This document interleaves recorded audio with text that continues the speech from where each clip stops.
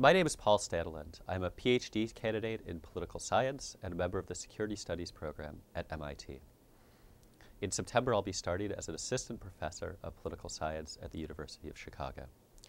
Today, I'm going to audit the conventional wisdom on the Obama administration's strategy towards Afghanistan, Pakistan, and South Asia. American policy in Afghanistan is tightly linked to the politics of Pakistan.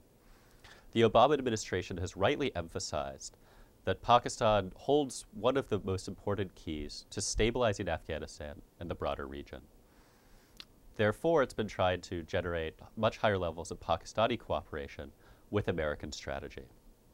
The U.S. understands that Pakistan can play an important role in Afghanistan because of its ability to support, both explicitly and tacitly, the Afghan Taliban against Hamid Karzai's government in Kabul. Pakistan's leverage over the Taliban could allow it to play a role in forging some kind of settlement or stabilization deal in Afghanistan. So Pakistan is central to stabilizing Afghanistan and limiting American commitments of time and money in Afghanistan. This Obama strategy has several prongs. The first is getting Pakistan to continue its crackdown on the Pakistani Taliban in the northwest of Pakistan along the Afghan-Pakistani border. The Pakistani Taliban have very strong connections to some of the armed groups operating against the United States and international forces, especially in eastern Afghanistan. Cracking down on the cross-border sanctuaries of the Taliban, both Afghan and Pakistani, in Pakistan, would therefore really help the counterinsurgency effort and the broader state-building and nation-building initiative in Afghanistan. However, this will be a very difficult, long process, even in the Obama administration's strategy. It has two components. The first is to get the Pakistani army, the regular military, to go into areas that have previously been controlled by the Pakistani Taliban or their allies, and clearing these areas of militant influence. The second stage of this strategy then involves building up local police and other governance apparatuses to basically hold the areas that have been cleared by the regular army. This requires a huge investment in money, training, expertise, and advising to build up police forces that are often basically non-functional at this point.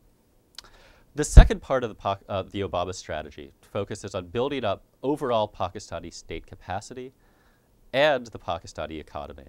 This is the goal of providing services to the people and also expanding economic growth and opportunities that ideally will reduce the attractions of the Pakistani Taliban and a whole variety of other armed groups that currently operate in Pakistan, especially in the Pakistani Punjab. So this goal basically involves large-scale aid, development assistance, and U.S.-Pakistani partnerships of various sorts, whether with development agencies and NGOs, local governments, police advising, and a whole variety of other development and governance initiatives that hopefully will also spur some kind of economic growth. Finally, U.S. policy aims to create some sort of broader rapprochement in the South Asian region between India, Afghanistan, and Pakistan. India's involvement in Afghanistan, which has taken the form of development and consular aid, is a source of very deep Pakistani suspicion. I suspect somewhat exaggerated, but nevertheless very visceral on the part of Pakistani security and political elites.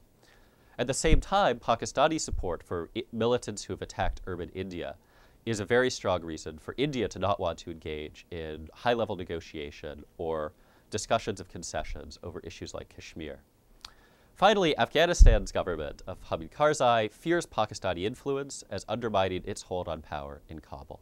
So this is a very delicate kind of regional balance, and any of these being out of balance, whether Afghanistan's government viewing Pakistan as a serious threat, India getting engaged in a proxy war with Pakistan and Afghanistan, or the Pakistanis turning on either the Karzai government or even more so on India, would really undermine the Obama administration's strategy.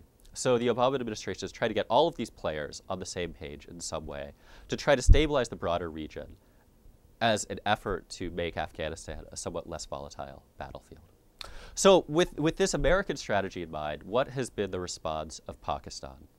There's good news and there's bad news for the American administration.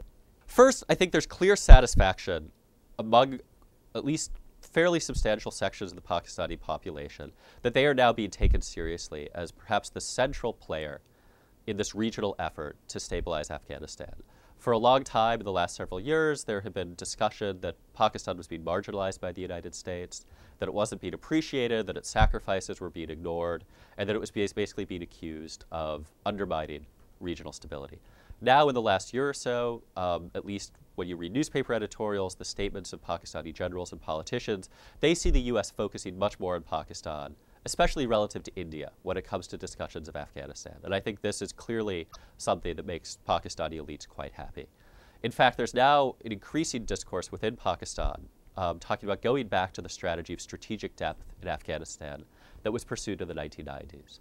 The idea that Afghanistan, or at least parts of Afghanistan, should be part of a Pakistani sphere of influence has made a big comeback. And I think we're starting to see a renewed appetite, if it ever really went away, for Pakistan acting as a political wheeler-dealer in Afghanistan, a kind of power broker. And I think there's a sense that the U.S. appreciates that amount of Pakistani leverage. Second, and also positively for the U.S., the crackdown on the Pakistani Taliban has continued. Over the last year, there's been a dramatic change in the Pakistan Army's approach towards the Pakistani Taliban in the northwestern frontier areas along the border with Afghanistan. About a year ago, a little bit over a year ago, in February, March, April of 2009, there were fairly severe fears that the Pakistani Taliban were swooping in from the northwest, getting within 100 kilometers of Islamabad. There were fears that the Pakistani state would kind of just give up in the face of this onslaught. Those fears have not come to pass. Instead, the Pakistan Army has launched a fairly aggressive, at times quite brutal counterinsurgency campaign in particular areas of the northwest, especially the federally administered tribal areas. This has put real pressure on the Pakistani Taliban in ways that many people did not expect a year or 2 years ago. That the pattern of peace deals and broken peace deals that had characterized previous Pakistani government policy has now been broken. Now, the bad news here is that the Pakistan Army is not particularly good at counterinsurgency. It relies heavily on artillery, airstrikes, and the creation of really massive refugee flows. Nevertheless, the Pakistan Taliban's progress has been blunted, and its command structure and social networks are under fairly severe pressure. That said, the Tehrik-e-Taliban Pakistan and other affiliated groups have continued to engage in both rural guerrilla attacks and urban terrorist attacks that show their reach has not been eliminated, and they remain in the fight. Now, however, there are also areas where U.S. strategy, at least in the short run, does not appear to be succeeding in any significant way. The first is getting Pakistan to crack down on other militant groups. So while the Pakistani army has really turned on the Pakistani Taliban, it certainly has not done so to nearly the same extent regarding other militant groups based especially in the Pakistani Punjab. So these are groups like Lashkar-e-Taiba and splinters of the Lashkar-e-Jhangvi and Jaish-e-Mohammed, among other kind of nebulous splinters and militias. There are signs that this may very slowly change, but for the most part, Pakistani policymakers have refused to acknowledge that this problem exists. Insurgency and terrorism are portrayed as being a problem of the northwest frontier, of basically being the domain of angry Pashtuns from along the border regions. This simply isn't the case, but the refusal to recognize this has really undermined efforts to reduce militancy within Pakistan. This suggests that the militarization of Pakistani society and the crisis of law enforcement that affects large portions of Pakistan are likely to continue. Now, a related area where the Obama administration has not had great success is at the level of India-Pakistan relations. In large part because Pakistan has not cracked down on these Punjabi groups, India refuses to engage in large-scale, or high-level, I should say, negotiations with Pakistan, particularly since the Mumbai attacks, which involved fairly severe casualties among Indian and international civilians. India has been very reticent to go back to the negotiating table, and the refusal of Pakistan to crack down in any serious way on Lashkar-e-Taiba in particular means that the broader goals of a regional reconciliation, or at least some kind of settlement, whether explicit or tacit, seem pretty far away, especially over Kashmir, but also over things like water and confidence-building measures more broadly. So the goal of trying to figure out the India-Pakistan relationship with an eye towards stabilizing Afghanistan still appears to be quite a distant one. This is clearly seen in the statements of Pakistani military officers who continue to very publicly assert that India remains the primary threat to Pakistani security, not terrorism, not insurgency, not the Taliban, Pakistani or Afghan. So there's still a long way to go before the international effort to stabilize South Asia gets anywhere.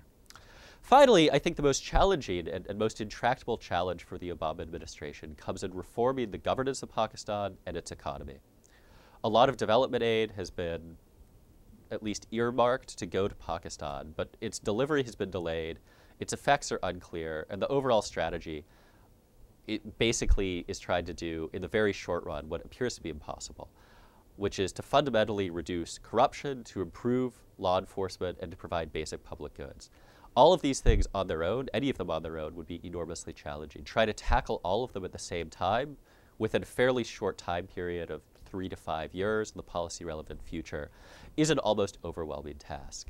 And this is, I think, this is a problem that will not be going away at any point in the near term. Whether the Obama administration continues through 2012 or 2016, its strategy for developing Pakistan and solving its crisis of governance is likely to remain a work in progress that's very much in flux. So while there are short-term improvements that can be attributed at least in part to the Obama administration's strategy, there are very deep structural challenges, both within Pakistan and in the broader international South Asian context, that suggest that many of these problems aren't going away in the short run, and that we're going to be hearing about them for the next decade, at least.